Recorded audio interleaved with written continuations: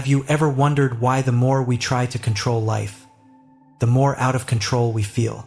We cling to people, plans, even identities, as if by holding tight enough we can stop the changing tide. But no matter how tightly we close our fists, sand still slips through.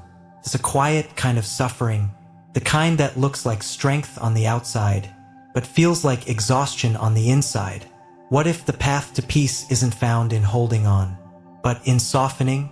In today's journey, we'll explore a Buddhist truth that is often misunderstood.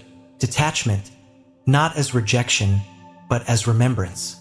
Not as turning away from life, but as turning toward it with open, fearless hands.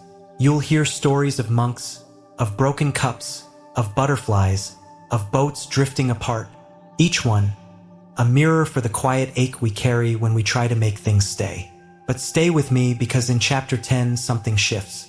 There, in the stillness of a single breath, you'll discover why the most powerful act of detachment isn't about letting others go. It's about returning home, to yourself, to the clarity that waits beneath the noise, to the peace that was never gone, just clouded. And if you've ever felt overwhelmed, pulled in 1,000 directions, Chapter 10 will give you a tool so simple, so quiet, that it just might change the way you move through your entire day.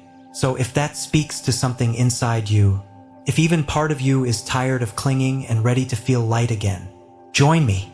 Subscribe not just to a channel, but to a way of seeing, a way of walking lighter, loving deeper, and letting go gently. Chapter 1. When the cup breaks, a gentle lesson in letting go. I used to think that if I held on tight enough, things wouldn't change, that people would stay, that good moments would last, that nothing would slip through my fingers. But life has its own rhythm. It doesn't ask for our permission to move. It just moves. And the tighter we cling, the more we hurt. There's a story I once heard, tucked into the folds of Buddhist tradition. It's simple on the surface, like a soft breeze on a summer morning. But like many of these old tales, it carries a kind of quiet thunder underneath. A young monk once received a beautiful porcelain cup from his master. It was delicate, smooth, pure white with a faint blue pattern that danced around the rim like waves on still water. The master gave it to him without ceremony, only saying, "This cup is already broken." At the time, the monk didn't understand. He cherished the cup, kept it near his sleeping mat, used it only for special tea, cradled it gently in his hands like it might dissolve if he breathed too hard. For a while, it brought him joy. But one morning, in a moment of distraction, the cup slipped from his fingers and shattered on the stone floor. 1,000 tiny shards scattered across the ground, catching the morning light like little stars dying out. His chest tightened. There it was, loss sudden and irreversible, that old ache in the heart. But then he remembered his master's words, and suddenly, they weren't just words. This cup is already broken. The pain didn't vanish, but it softened. Something inside him, something rigid, began to bend. I've thought about that story many times. I think about it when a friendship fades, or a plan I built crumbles, or when I open an old photo album and feel the sting of a moment that will never return. And what strikes me most is that strange phrase, already broken. First, it sounds so cold, but really it's freeing. It's not about not loving. It's about loving fully, knowing the end will come, and loving anyway. You see, clinging doesn't protect us. It only deepens the wound when the inevitable happens. When we grasp at people, at objects, at seasons of life, it's like trying to catch smoke with your hands. The more desperately we grab, the more exhausted we become. And still, it slips through. Sometimes I imagine that monk kneeling on the floor, surrounded by the pieces of his cup, not rushing to clean it up, just breathing, watching sunlight fall across the cracks. Maybe, in that silence, he realized that his love for the cup didn't end when it broke, that its beauty wasn't in its permanence, but in how it made him feel while it lasted. Isn't that how it is with everything? There's a tree near the monastery I visited once. Every autumn, its leaves turn this unbelievable gold, like flame and honey mixed together. And then, within days, they fall. All of them, bare branches, swaying in the wind. But the tree doesn't fight it. It doesn't try to hold on. It just lets go with grace. And the next spring, the green returns. Not because it demanded it, but because that's the way of things. Life gives, life takes. Life gives again. Letting go, in the Buddhist sense, isn't an act of apathy. It's not throwing our hands up and saying, nothing matters. It's the opposite. It's choosing to be present with what is, not what we wish would stay. Seeing clearly and still loving. I once lost someone I loved very deeply. Not through death, though grief wears many faces, but through distance, misunderstanding, the way people sometimes drift like boats on different currents. I held on inside, long after they were gone, to memories, to what-ifs, to the image of a future that would never arrive. And it hurt, more than the loss itself, really, because I wasn't grieving what was. I was grieving what I refused to let go of. Every time I replayed our last conversation, I was picking up the broken cup and cutting myself with it again. Eventually, through practice, through meditation, through long walks and longer silences, I learned to set it down. There's this moment in meditation, if you've sat long enough, when the noise starts to settle. The mind's grip loosens. Thoughts come like clouds and then they pass. And in that space, you begin to realize you don't need to chase or hold. Just notice. Just breathe. Imagine your breath right now as a thread. With each inhale, you gently touch what's here. With each exhale, you release what has passed. That's detachment. Not denial, not repression, but the graceful act of unclenching. Of trusting that what's meant to stay will stay, and what's meant to go is already halfway out the door. One day, you'll look back at something or someone you thought you couldn't live without, and you'll feel soft. Not bitter, not angry, just soft. Like the edges have rounded, like the pain transformed into a gentle memory. That is the gift of letting go. Not forgetting, not erasing, but transmuting sorrow into wisdom. Buddhism speaks of the near enemies of the virtues, and one near enemy of detachment is indifference. Detachment is not numbing out. It's not pretending you don't care. In fact, it's because you care that you learn to release. It's because you understand the preciousness of each moment that you bow to its impermanence. I love the metaphor of holding life like you'd hold a butterfly, lightly, so it doesn't feel trapped, so it can take flight when it needs to. But while it rests there in your hands, you give it your full attention. You admire the patterns on its wings. You feel its weightlessness. You whisper thank you when it finally lifts off. So maybe the real invitation is this: can we love without trying to own? Can we enjoy without demanding permanence? Can we stand among the falling leaves and still feel whole? I think the monk with the broken cup learned something in that moment. Something that took me years to understand. When we let go, we don't lose. We gain space. We gain breath. We gain the chance to open both hands to life again. And maybe, just maybe, we find that what's meant for us never really needed to be held that tightly to begin with. Chapter 2. When everything changes, learning to love what doesn't last. Based on impermanence as teacher, the beauty of change. I used to think that if I just held on tightly enough, if I was careful enough, planned far enough ahead, maybe nothing would ever change. Maybe I could keep everyone I loved close, keep every happy moment bottled like sunlight in a jar. Maybe I could stay in one season forever, like autumn refusing to give way to winter. But life doesn't work like that. And strangely, that's what makes it beautiful. There's a kind of hush that comes right before dawn. The air still cool, the sky barely blushed with light. You can hear everything in that stillness. A leaf drifting down, the first chirp of a bird, your own breath. I was standing in that quiet once, at a monastery tucked deep in the hills of northern Japan. Just me, the soft murmur of wind through the bamboo, and the sound of something in me beginning to soften. It was autumn, and the maple trees were turning that kind of impossible red that looks like fire and poetry all at once. I remember watching a single leaf fall, just one. It spiraled slowly, gently, without resistance, like it had made peace with its journey. It didn't rush. It didn't cling to the branch. It just let go.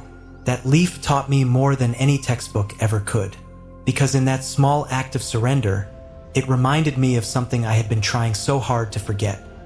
Everything changes. Everything ends. And that's not a flaw in the design. That is the design. Impermanence. Anicca, one of the core teachings of the Buddha. And yet, knowing this doesn't always make it easy. I remember when I lost someone I loved, not to death, but to the quiet fading that sometimes happens when people grow in different directions. We used to laugh every day, share dreams, plans, inside jokes that made no sense to anyone else. And then, slowly, like clouds drifting apart, we weren't us anymore. For months I kept trying to fix it, rewind it, make it what it had been. But no matter how much I reached for it, I was reaching into a memory, like chasing shadows at sunset, thinking they'll stay still. One night I sat outside in the cold, wrapped in a too-thin blanket, and cried. Not loudly, just soft, steady tears. There wasn't anger anymore, only sadness, and underneath it, something else. A strange kind of calm. The part of me that finally understood. It had already changed. I was just the last one to admit it. The next morning, I woke up to the sound of rain on the roof. It wasn't dramatic, just a gentle patter, like the earth was whispering, and I felt something shift inside me. Not a sudden healing, just a beginning, like a flower root quietly cracking open underground. That was the moment I started to accept impermanence not as a thief, but as a teacher. You see, we tend to think that change means something went wrong, that if we were wiser, stronger, more careful, we could have kept things the same. But in truth, trying to keep things the same is like trying to hold snow in your hands. You can't. It melts. It's meant to. And the beauty of it, the real beauty, is that if you stop trying to freeze life in place, you start to feel it more. You start to see how sacred each moment is, because you know it won't last. The smile of a loved one, the smell of fresh rice, the sound of rain on temple stones. All of it here for a blink. All of it worth cherishing. There's a story in Buddhist tradition of a king who asked for a message to help him through both sorrow and joy. His wise men returned with 5 simple words. This too shall pass. Comforts us in pain, yes, but it humbles us in joy. It reminds us not to take anything for granted. Not grief, not laughter, not even the breath in our lungs. I often think about the people I've lost, not just to death, but to time. The childhood friend I haven't spoken to in years. The mentor who moved away. The version of me who used to sit on rooftops and watch the stars like they were answers. I miss them all sometimes, but not in a clinging way. More like lighting a candle in their honor. More like gratitude wrapped in quiet. Because the truth is, if nothing changed, we wouldn't grow. If leaves never fell, spring would never come. If people never left, we wouldn't learn to stand on our own. Impermanence, for all its sting, is also what gives life its color. Think about a cherry blossom. Would it be as precious if it bloomed all year? Or is it because it lasts only a moment that we stop, look up, and marvel? The Buddha once said, all conditioned things are impermanent. When one sees this with wisdom, one turns away from suffering. I've thought about that often, not just as a quote, but as a practice. To greet each morning knowing it might not return.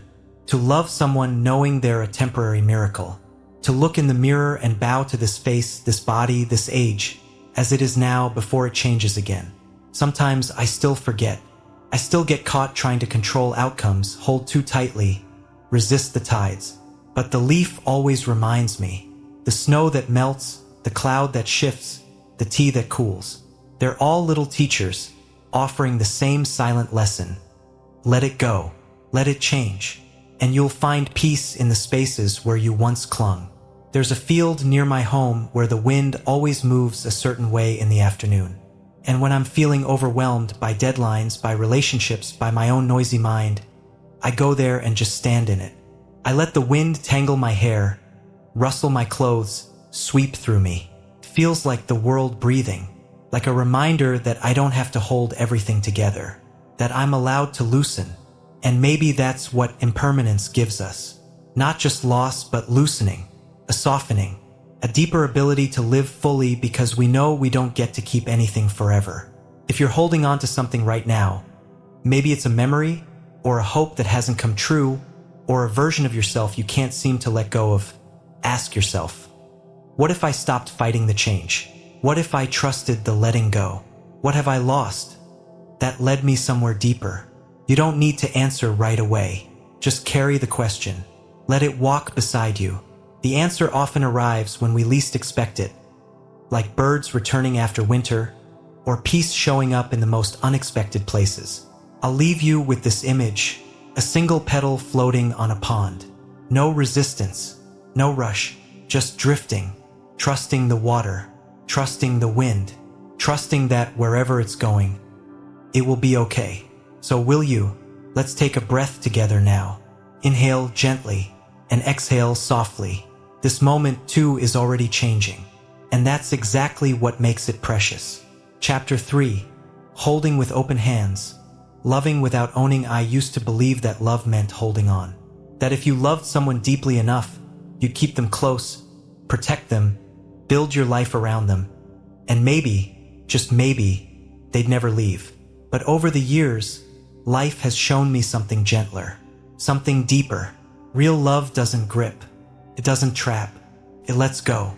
And the first time I understood that, not just in theory, but in the marrow of my bones, I was standing on a school sidewalk, watching a little boy I helped raise walk into his first day of kindergarten.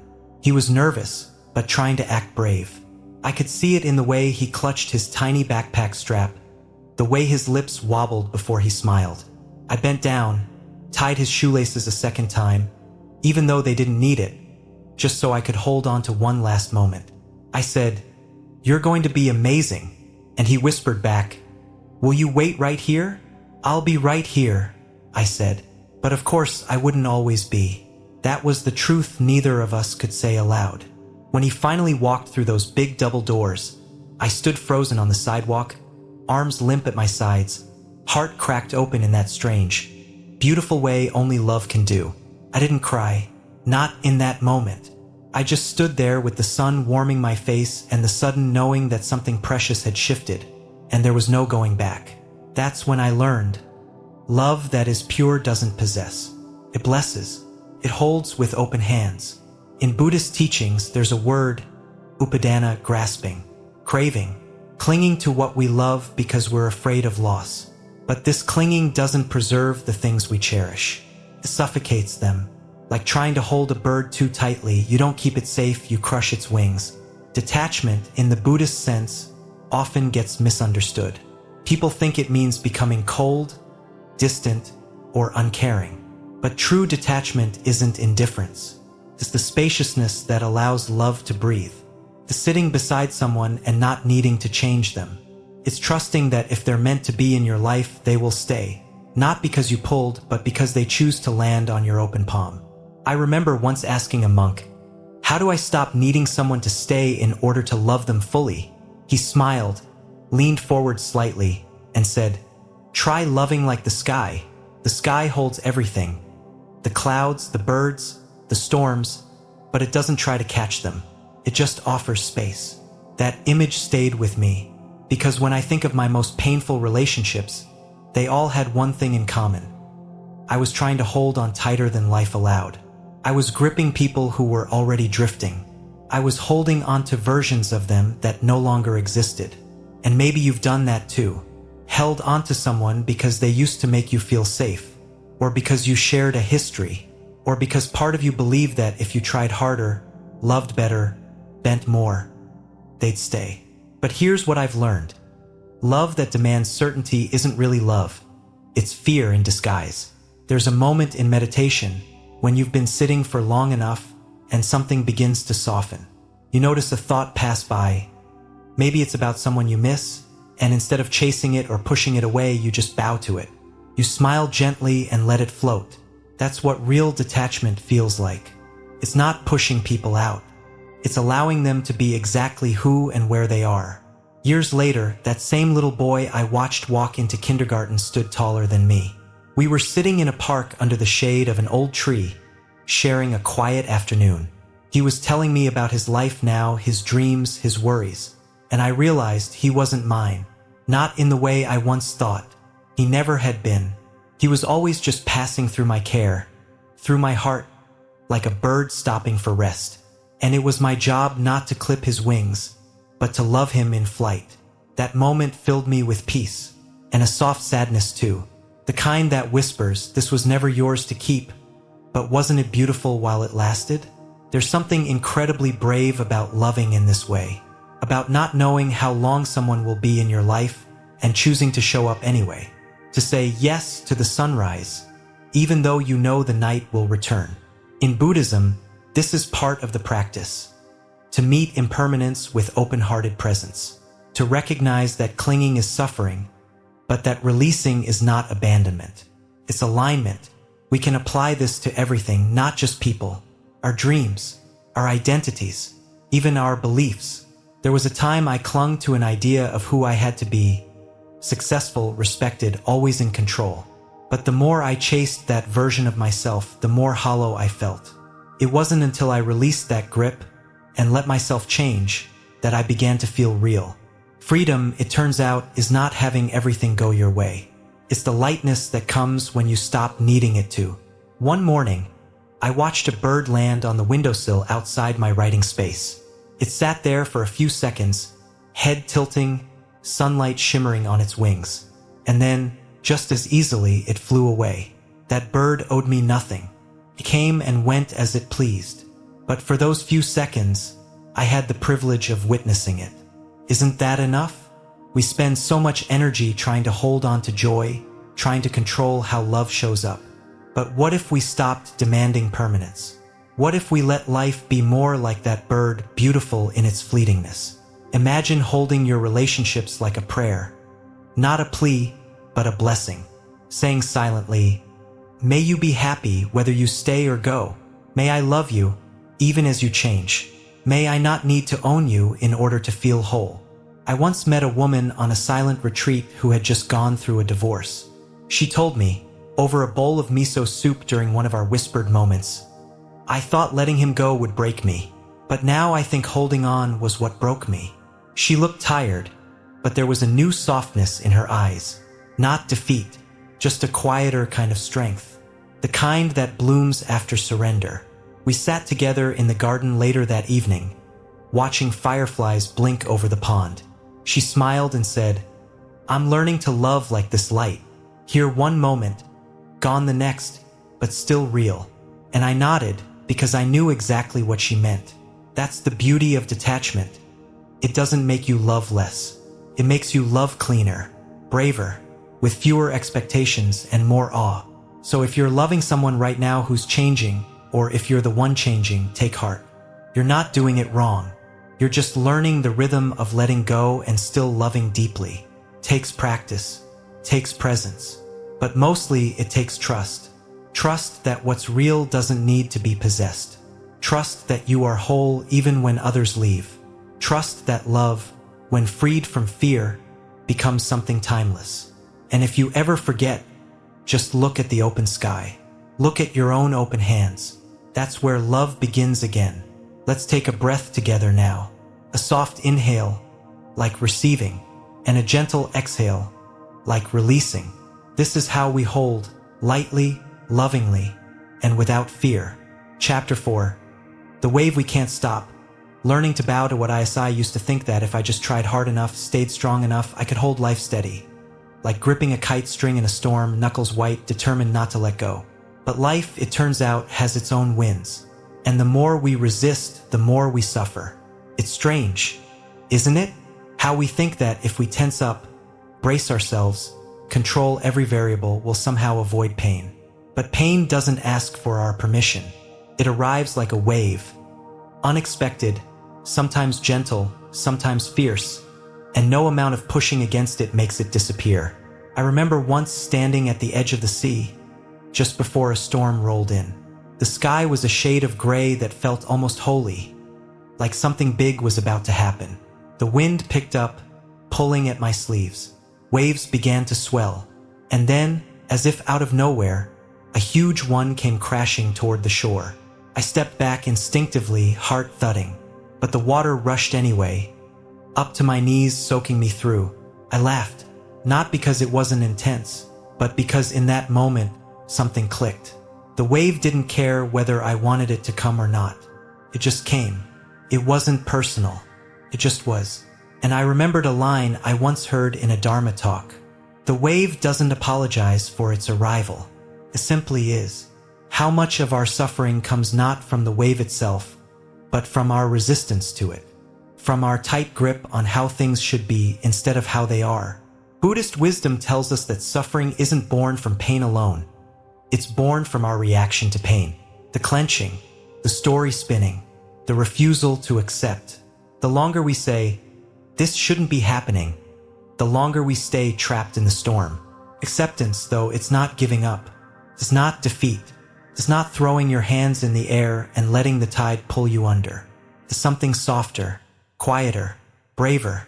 It's a bow, a gentle lowering of the head and heart to what is real right now. I remember a moment when someone I loved said goodbye.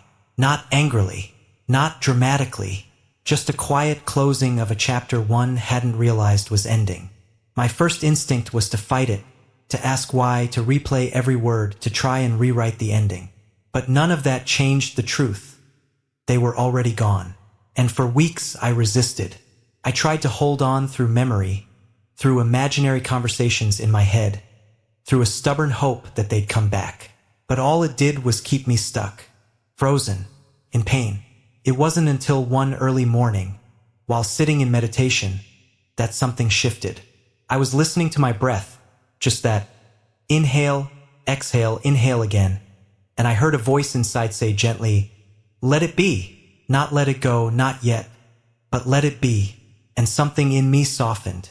That was my first real bow. I think sometimes we confuse acceptance with passivity. We think if we accept, it means we approve, that we're okay with the injustice or the loss or the hurt. But acceptance doesn't mean we stop caring.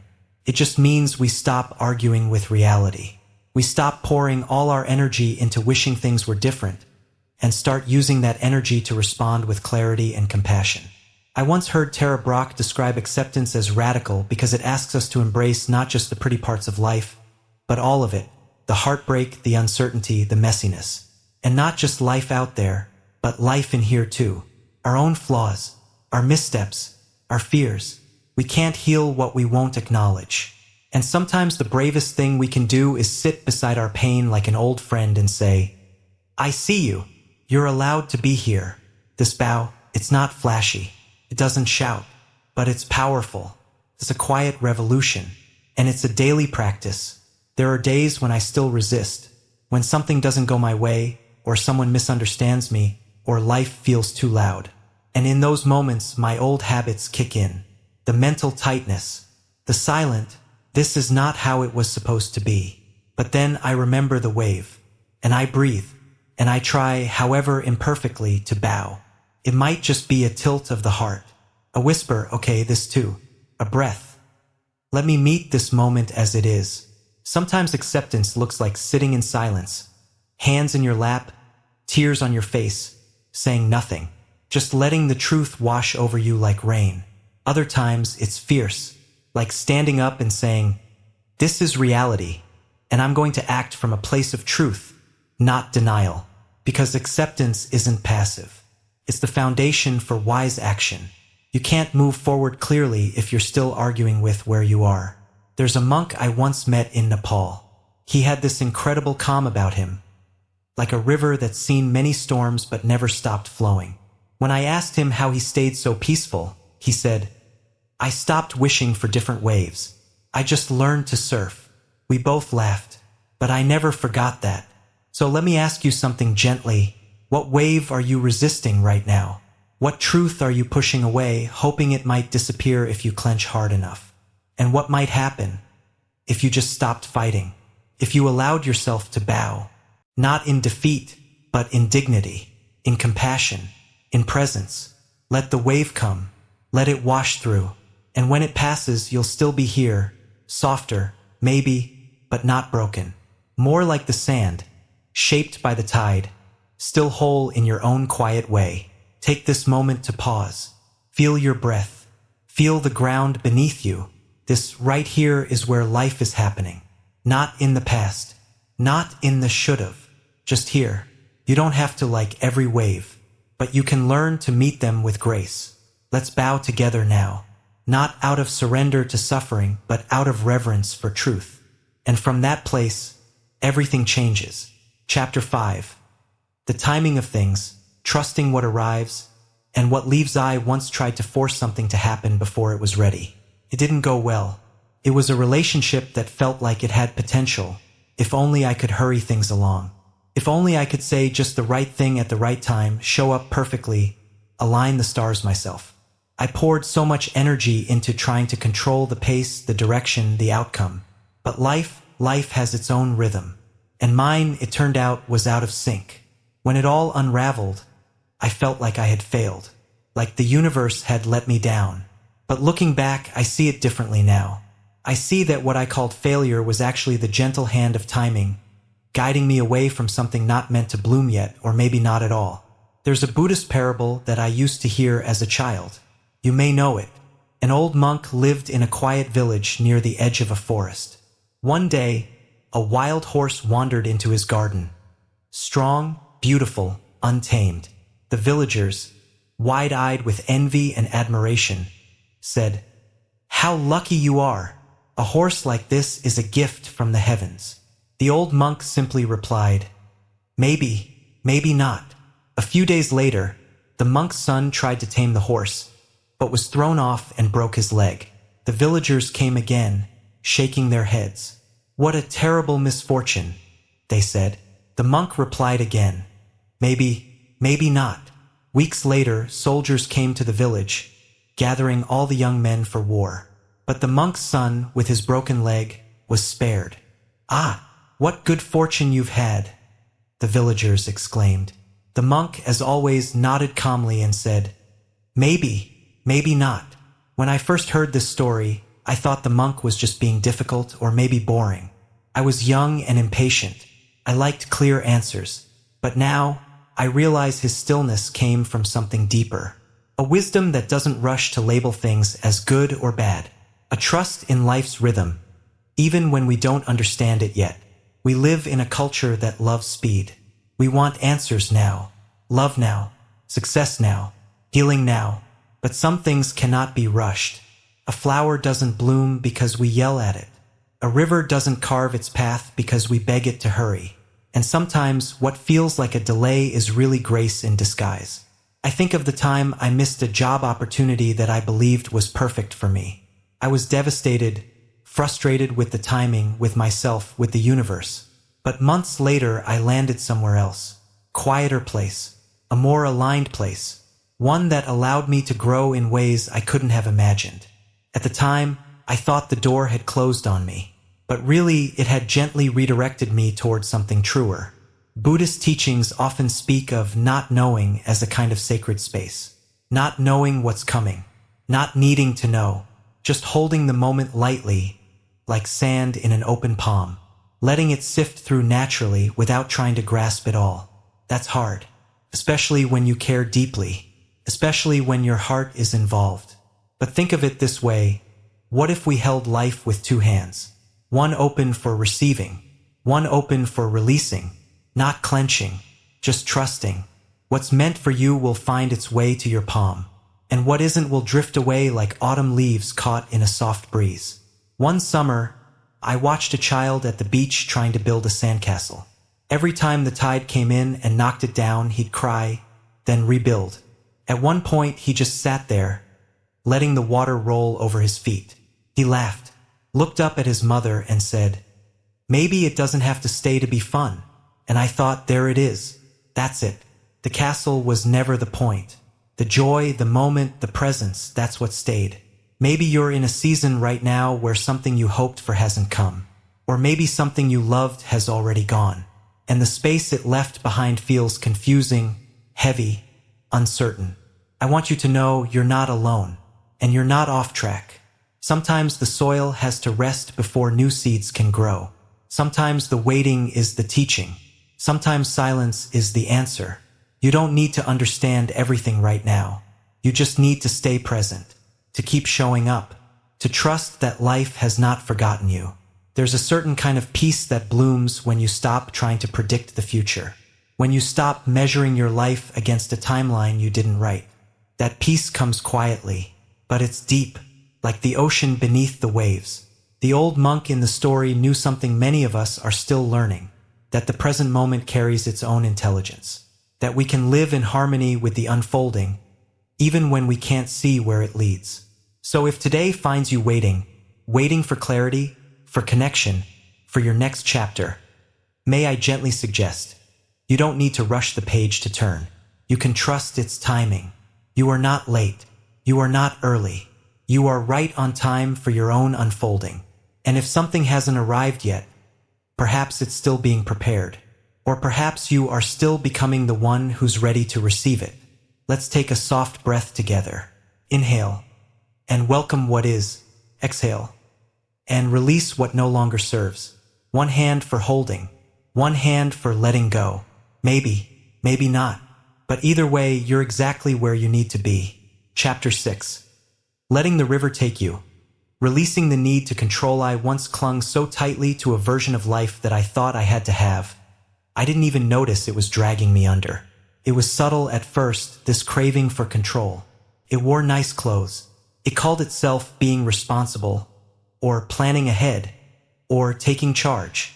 But beneath the polished surface was something trembling. Fear. Fear that if I didn't hold it all together, relationships, work, appearances, everything would collapse. And maybe I would too. There's a story I once heard that still echoes in me. A man was hiking alone through the mountains when the path beneath him crumbled. In a flash of instinct, he reached for the nearest thing. A thin root sticking out from the cliff's edge, and grabbed on. There he hung, legs dangling, chest heaving, hundreds of feet above the rocky gorge below. He screamed for help. Nothing but the echo of his own voice. Minutes passed. Then, a voice, soft, calm, and deep, rose from above. "Let go," it said. The man, startled, looked around wildly. "Who's there?" Again, the voice, "Let go." "No," the man cried. "I'll fall." And the voice whispered once more, "Trust, let go." Terrified, the man stayed clinging for hours. Eventually, exhausted, his grip loosened, and he slipped, only to land gently on a ledge just a few feet below. That story always made me pause, because I've been that man, clinging desperately to the edge, convinced that letting go would be the end of me. But often, what we're gripping so tightly isn't saving us. It's keeping us suspended in fear. The world we live in worships control. We organize our days down to the minute, plan our futures 5 years ahead, track every calorie, every goal, every step. We use words like success, productivity, outcomes.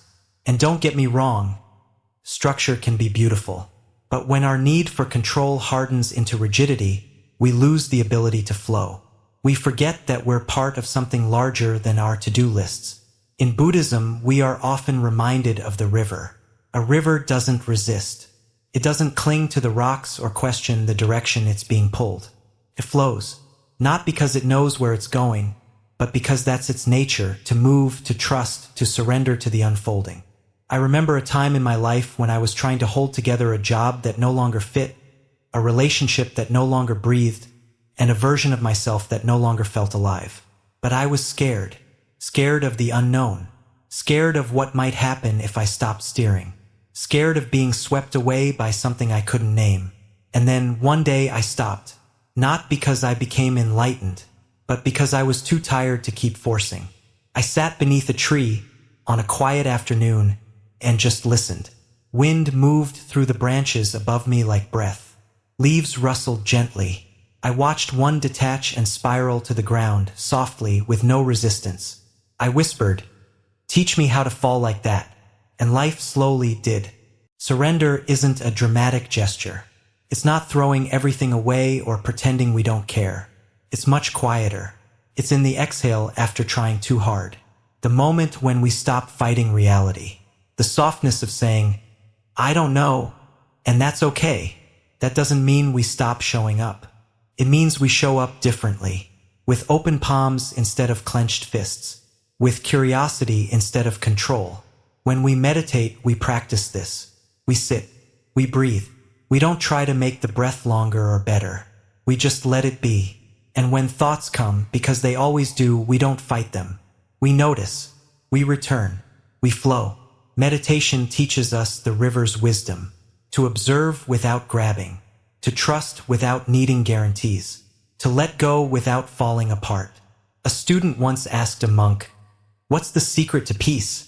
And the monk replied, "Let everything happen the way it happens." The student frowned, "But how will I know what to do?" And the monk smiled, "The river knows where to go. Your job is to stay in it." We think that if we surrender, we'll be helpless. But that's not true. Surrender doesn't make us passive. It makes us present. It frees us from the illusion that we ever had full control to begin with. It allows us to respond instead of react, to adjust the sail instead of cursing the wind. Sometimes life takes us where we didn't plan to go. A door closes, a relationship shifts, an opportunity disappears, and we panic. We reach for old roots, for stories that tell us who we were supposed to be. But what if the ground is just a few feet below? What if, in letting go, we find something deeper, not in control, but in connection? That's where trust comes in. Not blind trust, but deep, rooted, earth-soft trust.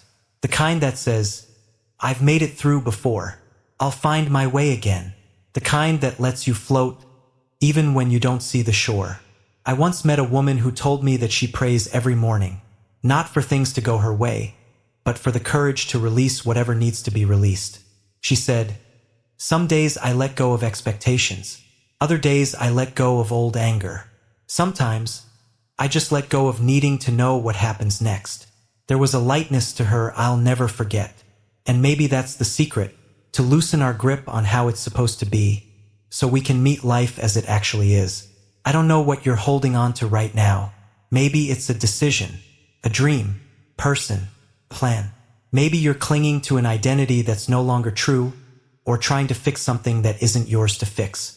Whatever it is, I invite you to pause, take a breath, let your shoulders drop, imagine the river, let yourself flow, not because you have all the answers, but because you're ready to stop resisting. Let go, not to fall, but to land. Chapter 7, Becoming the Wings, Trusting the Struggle Before the Flight. Based on the cocoon and the butterfly struggle as a gift. I used to think that if something felt hard, it meant I was doing it wrong. That if I was struggling, I had somehow fallen behind, missed a sign, taken a wrong turn. That ease was the measure of alignment, and anything else was failure. But life, in its slow and mysterious way, keeps softening that belief. Sometimes through gentle whispers, sometimes through the kind of lessons that leave you sitting in the dark, wondering if the light will ever return. There's a story I want to share with you. You may have heard it before, but today, let's not just hear it. Let's feel it. A man once found a cocoon hanging from the branch of a small tree. Each day, he came back to check on it, quietly waiting for the butterfly inside to emerge. One morning, he saw movement. A tiny opening had appeared. The butterfly was beginning to push through. The man watched with fascination, but also concern. The butterfly seemed to be struggling, its tiny body straining, inch by inch, wings curled in tight. It looked painful, slow, unbearable. Moved by sympathy, the man decided to help. He took a small pair of scissors and gently snipped the edge of the cocoon, just enough to widen the hole. And just like that, the butterfly slipped out with ease. But its body was swollen, its wings fragile and shriveled. It never flew. In trying to make the path easier, the man had unknowingly stolen the butterfly's becoming. He didn't know that the very struggle to emerge from the cocoon is what forces fluid into the wings, what gives them the strength to open, to stretch, to fly.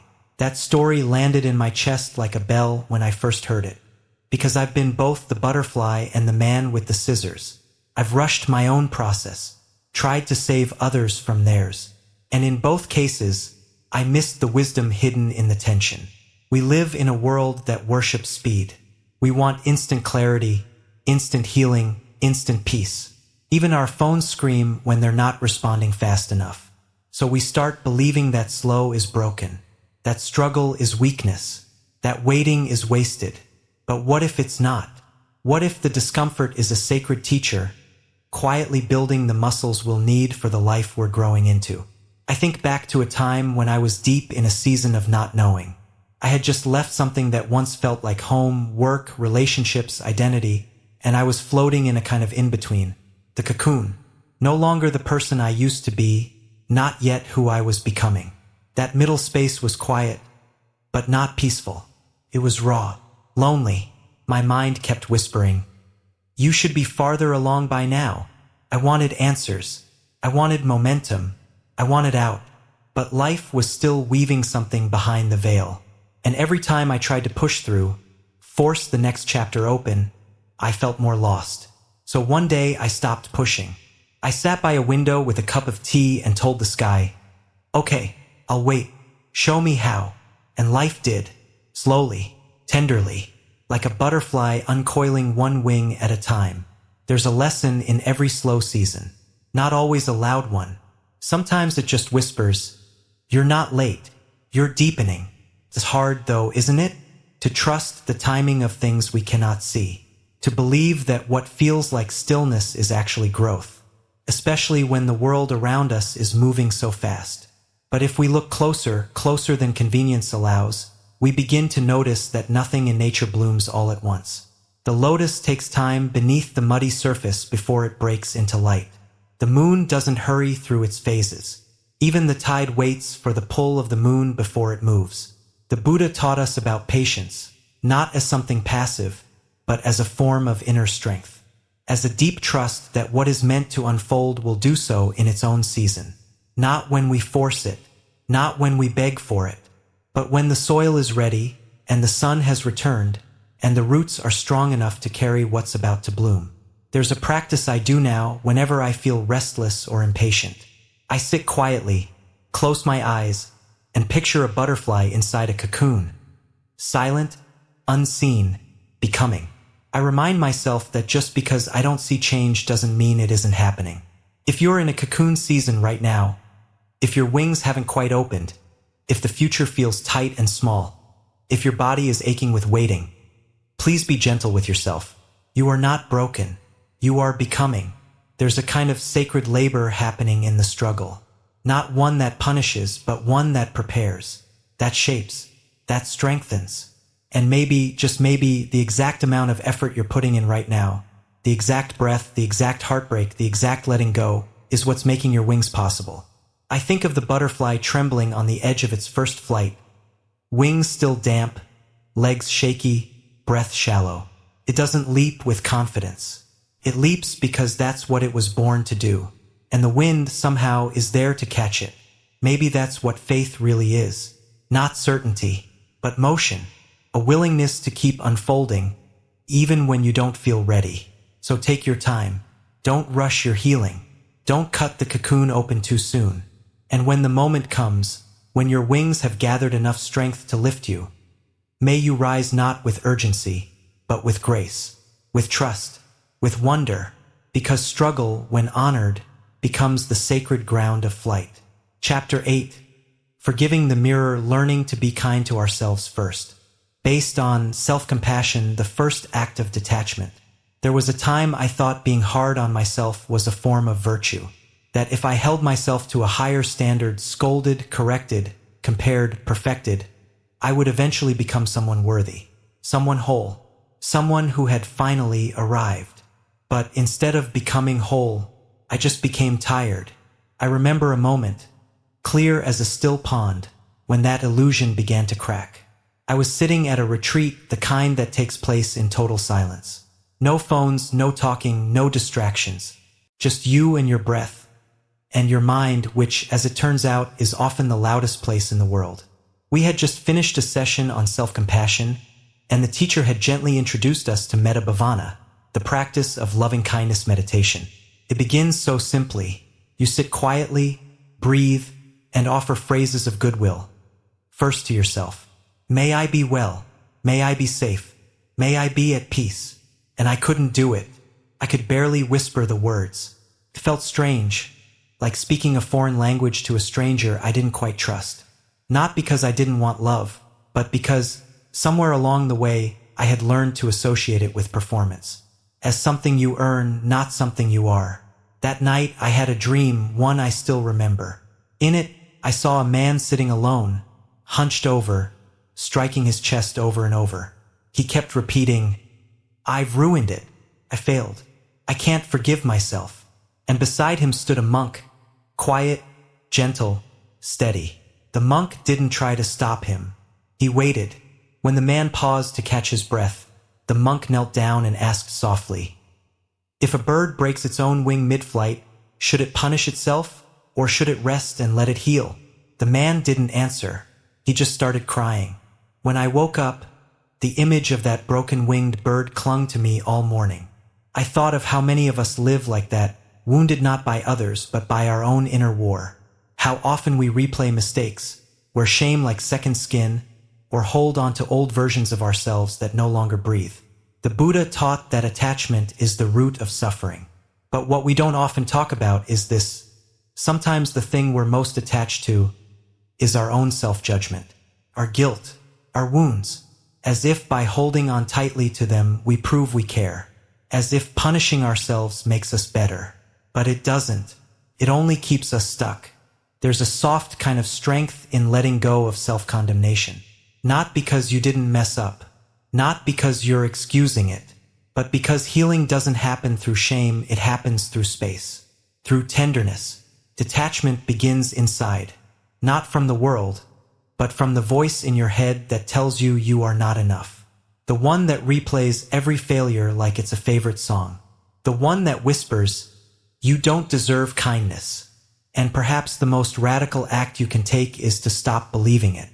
I began practicing metta in small ways. Not in grand meditation halls, but during ordinary moments. Lighting a candle on my kitchen table at dawn. Sitting by the window while rain tapped the glass. I would close my eyes, place a hand on my chest, and speak to myself like I would a child, a friend, a bird with a broken wing. May I be gentle with what hurts. May I release what I cannot change. May I remember that I, too, deserve peace. At first, it felt awkward. I'd roll my eyes, smile sheepishly at the silence. But something started shifting, quietly, like the way mist rolls across a lake before sunrise. I didn't become a different person. I just began treating the person I already was with more care. And strangely, the more compassion I offered myself, the more naturally I extended it to others. I stopped judging people so quickly. I stopped needing others to be perfect so I could feel safe.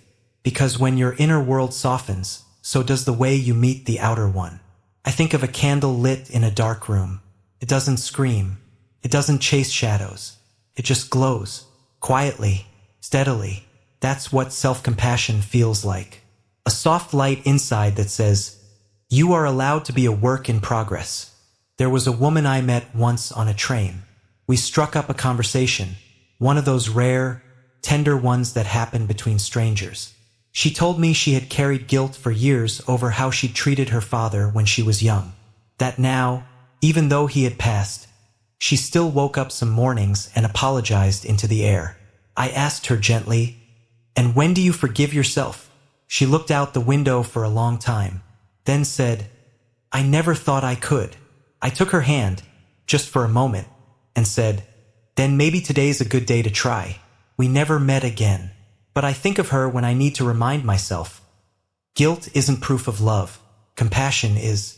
So wherever you are right now, whether you're in the middle of a storm of regret, or just quietly carrying the weight of not being enough, I want you to pause, just for a breath.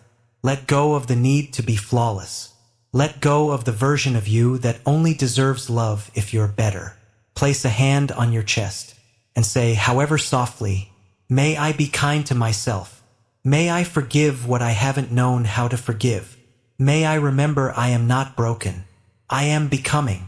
That's where detachment begins. Not by turning away, but by turning inward with love. It's not an escape. It's a return. Let the candle burn. Let the rain fall on the lake. Let this moment be the one where you start again, not because you must, but because you can. Chapter 9. Loving them anyway, when letting go is the purest love. based on letting go of others, loving without possession. I once thought that if I loved someone enough, they would stay. That love, in its truest form, would somehow be a guarantee, a contract sealed in effort and sincerity. I believed that if I showed up fully, held their hand tightly enough, weathered every storm, we'd walk all the way together. But life has gentler, more humbling teachings. She was someone I loved with my whole heart, not in a dramatic, movie script kind of way, but in the quiet rituals. Texts sent without needing replies, remembering how she took her coffee, the way her eyes softened when she spoke about her childhood. She was one of those souls that feels familiar even when you don't fully understand why. And for a time, we shared something beautiful. Long walks at dusk, laughter over nothing, silence that wasn't awkward but nourishing. Felt like we had found home in each other.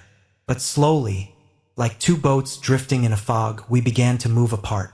No fights, no betrayal, just different tides, unseen currents, small misalignments. At first, I resisted. I tried to row harder, speak more, fix what wasn't even broken. But the distance kept widening. Eventually, she left, kindly, clearly, and I was left alone with my ache, wondering how something that felt so right could unravel so quietly. For months, I carried the weight of that goodbye like wet clothes on my skin.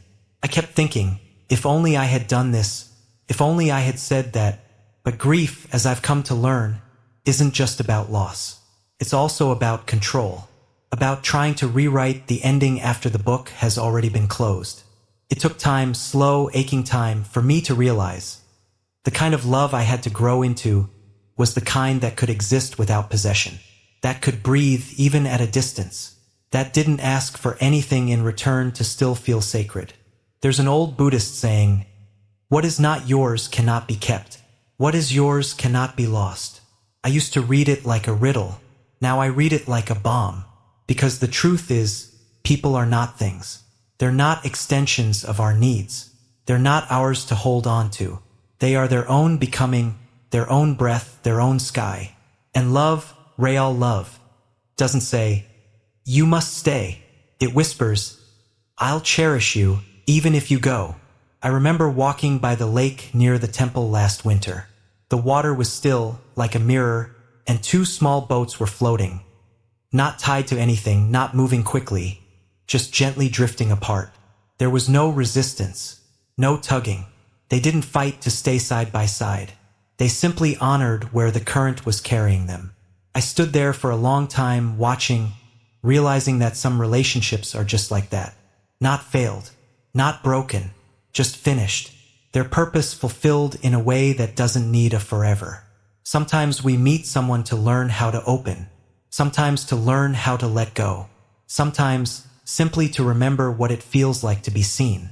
And letting go doesn't mean the love ends. It just means it changes shape. It moves from presence to prayer, from holding to blessing. I still think of her, not every day, but in the quiet moments when a certain song plays, or I taste her favorite tea, or see someone laughing the way she used to.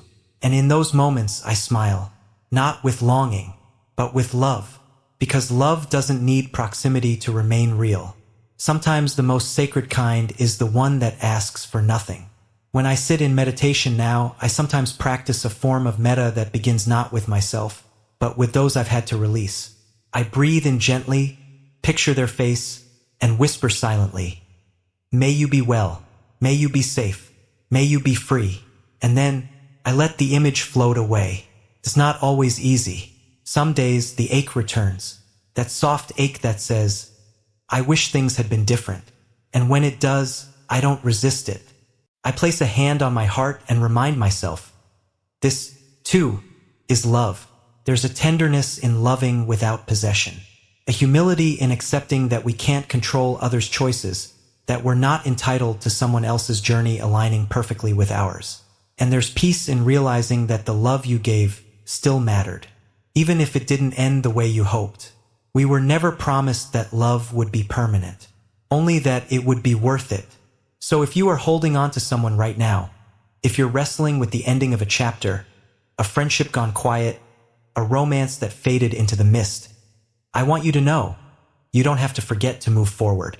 You don't have to pretend it didn't mean something. You don't have to close your heart to heal. You can love them from afar. You can wish them joy from your own quiet path. And in doing so, you can free yourself. You can return to yourself. You can remember that your heart is spacious enough to hold the memory and still welcome what's next. So take a breath with me now. A soft inhale like forgiveness. A long exhale like release. And let the boats drift. Let the water be still. Let love, in its own quiet way, keep blooming within you. Chapter 10. Where the mind comes home, returning to stillness within. Based on meditation, the quiet return to now. I used to think peace was something I had to go out and find. Like a distant island I had to reach, through achievement, through effort, through knowing more, doing better. I imagined it would arrive when everything in my life finally made sense. When all the pieces were perfectly arranged. But the truth is, peace didn't come from adding more. Came from pausing, from subtracting, from sitting still long enough to hear what was already there. There's a simple image I go back to again and again. Maybe you've heard it. A monk once gave his student a clear glass of water mixed with soil. He stirred it briskly until it turned completely muddy, then handed it to the student and said, "Now let it rest." The student waited, watched. Slowly, the dirt began to sink. Bit by bit, the water cleared. No effort, no control, just stillness. "This," the monk said gently, "is your mind." I didn't understand the story the first time I heard it. Sounded nice, but also abstract.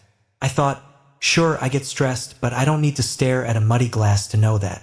But the more life unfolded, the more chaos, heartbreak, noise, I realized the mud wasn't just in the world.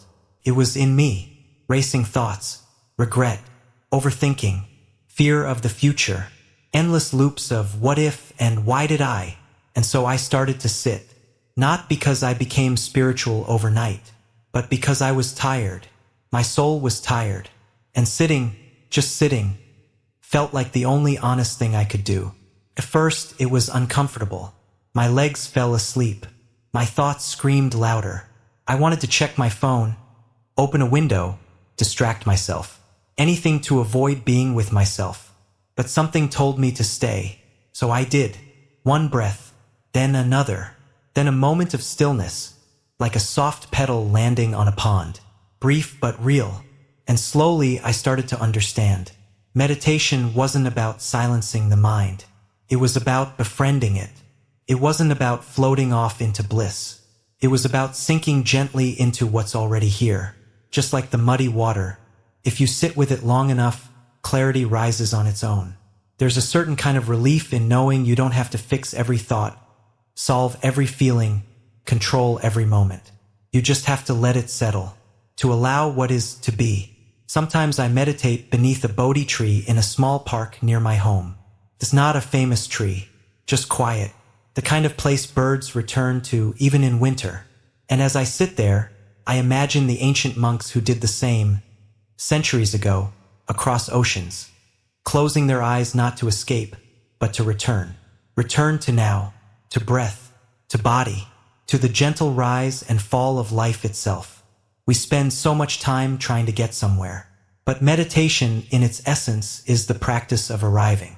Not in the future, not in the past, but here, now. I often guide people in a practice I've come to love, not because it's fancy or mystical, but because it meets us exactly where we are. Just find a quiet place. You don't need candles or cushions, just your breath. Close your eyes if it feels safe, and breathe. Feel the air enter your nose. Cool, clear. Feel it leave your body. Warm, soft. Don't try to control the breath. Don't judge the thoughts. When they come, and they will come, just notice them. Like clouds drifting through the sky. Say to yourself kindly, inhale, I arrive. Exhale, I release. Inhale, I arrive. Exhale, I release. And if there's something heavy in your heart, a worry, a grudge, an old wound, you can hold it in your hands, just in your mind's eye. With each breath out, imagine setting it down. Not forever, just for now, like placing a stone beside you, saying, You don't need to carry this today. This is not erasing. This is not denial. This is choosing peace in the middle of the storm. Detachment doesn't mean not caring. It means caring deeply without getting entangled. And meditation helps us do just that. It teaches us to sit with our sadness without drowning in it, to hold joy without trying to keep it, to watch the mind without believing every single thought it throws at us. Over time, I began noticing little shifts. I became less reactive, more spacious. I didn't snap at people when things went wrong. I started pausing, breathing, responding instead of spiraling. I still get lost. Of course I do. But now I know how to come home, not to a place, but to myself, to this moment. I often tell people, don't worry about doing it right. Just sit. 1 minute, 2, 5, that's enough. Sit like a leaf resting on the earth, like a lotus blooming in the morning sun, like the monk beneath the tree, simply breathing as the leaves fall all around him.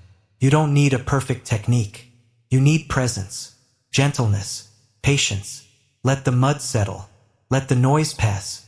Let your breath remind you of the simple truth.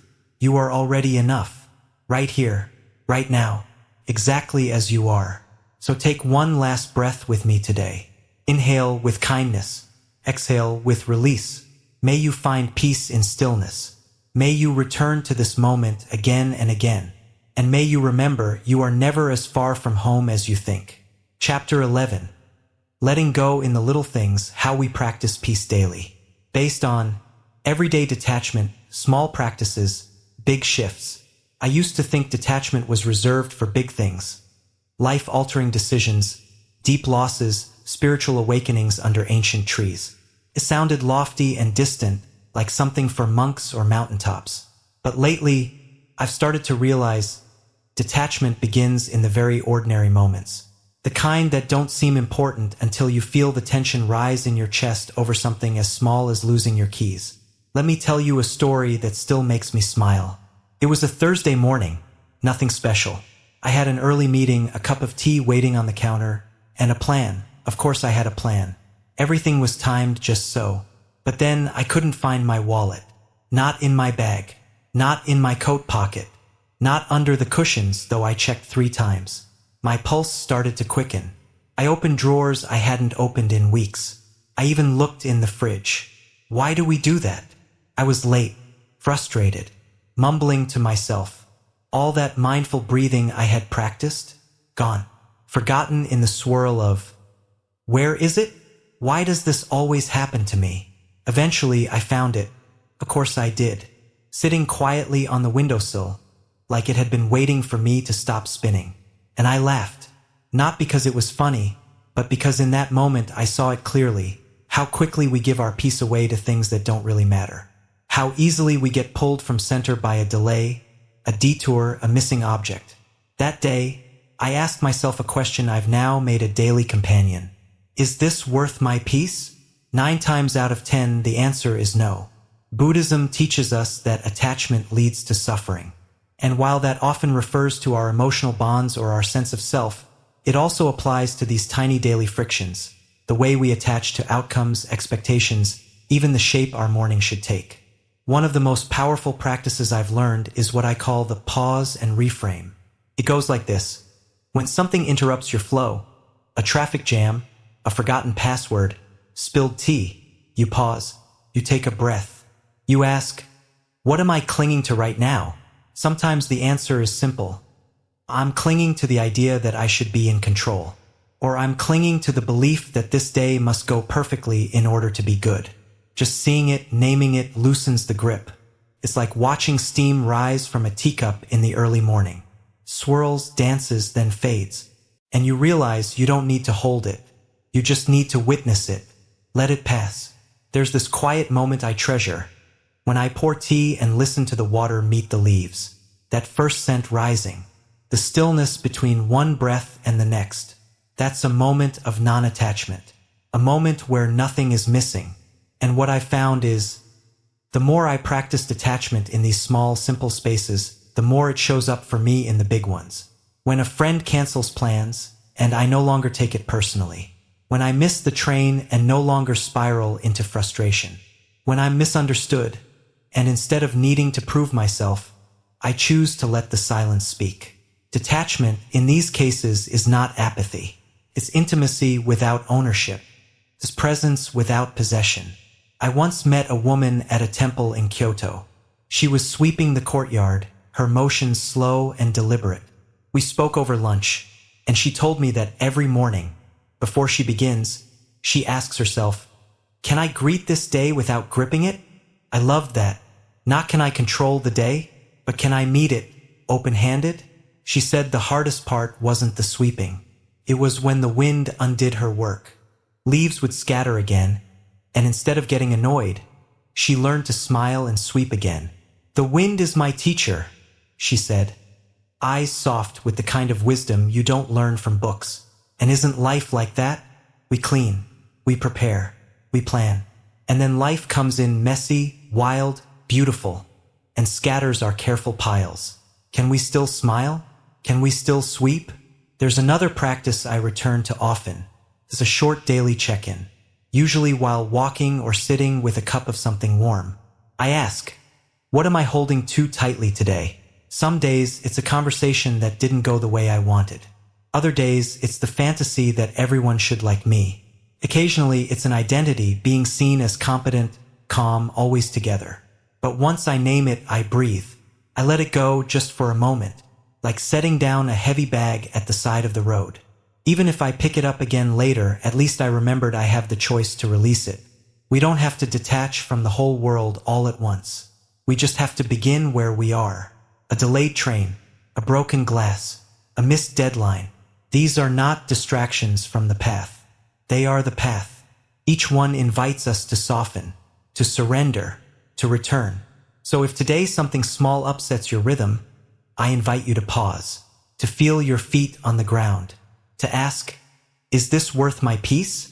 And if the answer is no, let it go, gently, lovingly, like a leaf releasing itself from a branch, not with force, but with faith.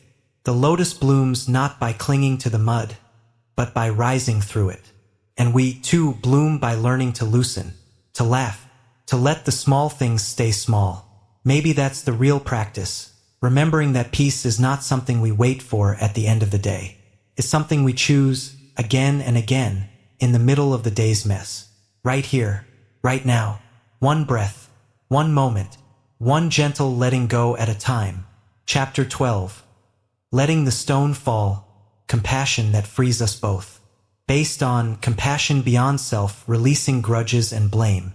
I used to think forgiveness was a gift we gave someone else. Something noble, a bit heroic maybe, like a reward for apology or remorse. A final act of letting someone off the hook. But that was before I carried my own sack of stones. It happened slowly. One hurt here, another there. A word that cut deeper than it should have. A betrayal that came quietly, without warning. Tiny moments at first, like pebbles slipped into my pocket. But over time, they accumulated. And without realizing it, I had begun dragging them everywhere. Resentments I'd folded into my daily life like extra weight I just got used to carrying. There's an old Buddhist parable that feels painfully familiar. A man walks through the forest with a heavy sack slung over his shoulder. Each stone inside represents a grudge, a moment of blame, a wound not yet healed. He's hunched, sweating, exhausted, but refuses to let it go. Another traveler sees him and asks, "Why don't you put it down?" The man replies, "These stones are not mine to drop. They belong to those who hurt me." The traveler pauses, then gently says, "But you're the one carrying them." When I first heard that story, I laughed, softly, bitterly, because I knew it was me. And then there's the burning coal metaphor. You've probably heard it. Holding on to anger is like holding a hot coal with the intention of throwing it at someone. You are the one who gets burned. Simple, devastatingly true. We tell ourselves we're justified, that if we let go, we're letting them win, that our pain needs to be honored, not released. But here's the truth that took me years, and a few blisters, to understand. Forgiveness doesn't mean what they did was okay. It doesn't mean forgetting, excusing, or denying. It means choosing to stop suffering twice. It's not for them. It's for you. I remember a particularly heavy stone I carried. Someone I trusted deeply said something in a moment of carelessness that pierced through layers I didn't even know were exposed. It wasn't meant to hurt, but it did. I replayed that conversation for weeks, twisting it in my mind like a splinter under the skin. Every time I thought about it, I burned. And they had moved on. Only I remained trapped. One day, in the middle of a forest walk, where the air was soft with pine and the light came through the trees in slivers, I sat down on a fallen log and let the weight speak. I asked myself, why are you still holding this? What are you hoping it will change? And the answer was sobering. Nothing. No amount of bitterness was going to rewrite the past. No amount of reliving would undo what was said. All it was doing was keeping my heart closed. That day, in the hush of green and birdsong, I imagined physically setting the burden down, not to erase it, but to stop carrying it. I whispered, I forgive you, not because they had asked, but because I needed space to breathe again. Forgiveness, I learned, is not a door you open once. It's a garden you return to again and again to tend. Some days the weeds return. Some days the flowers bloom. But always it is a place of your choosing. There's a meditation I practice now. I invite you to try it with me, if only for a few breaths. Sit quietly. Imagine someone you're holding resentment toward. Not the most painful one, maybe just someone who stung your pride or disappointed you. See them clearly, and then imagine handing back the stone. Not in anger, just saying, I'm done carrying this. Then let them fade, and turn toward yourself. Place a hand over your heart and say, may I be free from the weight of this hurt. May I be peaceful. May I be whole. It's not magic. It doesn't erase the story, but over time it rewrites your role in it. There was once a woman I knew who had held onto a grudge for 20 years. When I asked her why she couldn't let go, she said, because if I forgive him, I have to let go of the identity I built around being hurt. And I felt the depth of that. Sometimes our pain becomes part of how we define ourselves. But we are not what happened to us. We are what we choose to do with what happened. Letting go doesn't make us weaker. It makes us clearer. And compassion, for others, yes, but especially for ourselves, is the way we reclaim our freedom. Compassion doesn't mean opening the door to hurt again. It means closing the door on hate. It means choosing peace over being right. It means understanding that all of us, even those who've hurt, are shaped by wounds of their own. We don't excuse, but we do understand. And from that understanding, we free ourselves. So the next time you feel the old weight returning, resentment, blame, that voice that says you shouldn't have forgiven them, pause. Step outside if you can. Stand beneath a tree or by a window. Feel your feet on the ground. And ask, is this mine to keep? Then gently, lovingly, place the stone down. And walk on. Lighter, softer, wiser. You are allowed to be free. Chapter 13. When we trust the letting go, detachment as sacred alignment. Based on returning to trust, the spiritual heart of detachment. I used to believe that if something left my life, it meant I had failed. A missed opportunity, a friendship that faded, a door that closed before I was ready. In those moments, I used to reach backward, clutching with my mind, with my heart, trying to rewrite what was already gone. But clinging, I've come to learn, is just another name for not trusting. And trust is what makes space for grace. One autumn afternoon, I sat on the temple steps as the wind moved through the garden like a quiet song. The trees were shedding their leaves in soft golden spirals, the way trees do without protest. I watched one leaf fall, gently, without resistance. And something in me whispered, this, too, is how things are supposed to go. There's a phrase from the teachings that I come back to often. What leaves has served its purpose. What comes is what we are ready for. The first time I heard those words, I felt something shift deep inside, like a knot unraveling. I didn't know it yet, but I was standing at the edge of one of the biggest losses of my life. The kind that shakes your ground, rearranges your identity, and leaves you staring at the night sky asking questions no one can answer. It was the loss of someone I had loved deeply. not in a dramatic or fiery way, just a quiet ending, like a candle that gently flickers out without a breeze. No fights, no sharp words, just life doing what it does sometimes. Closing a chapter we thought would last longer. In the beginning, I resisted. I rewound every memory. I tried to bargain with fate in silence. I begged the universe for clarity, for meaning.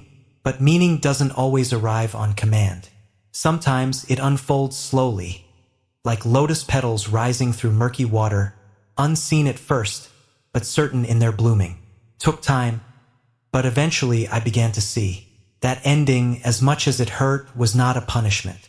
It was a turning, a release, a reorientation toward a life that had more room for me to grow.